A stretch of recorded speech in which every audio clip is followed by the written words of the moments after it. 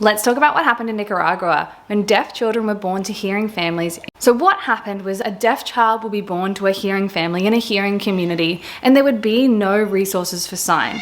So those children would be taught no sign language and very little way to communicate. They would create signs with their families to try and communicate as best they could, but it wasn't great. So to solve this problem, what happened was that the government built these children a school, and then all the children became boarders at that school who were deaf children without any access to sign. And they were going to try and teach them sign language.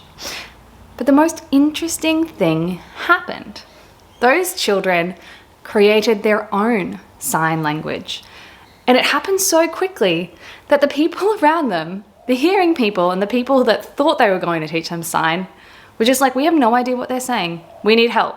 Scientists, please come help us. And so they did. And the scientists came and they studied the children, and it was really quite incredible because these young children were designing a brand new sign language by talking to each other, by taking their home signs and putting them together.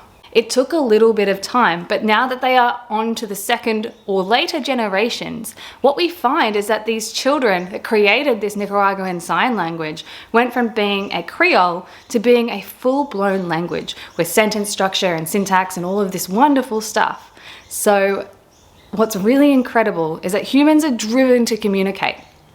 And if they aren't taught to communicate, when they are put together in the same circumstances, they will learn to communicate together. And that's really quite amazing.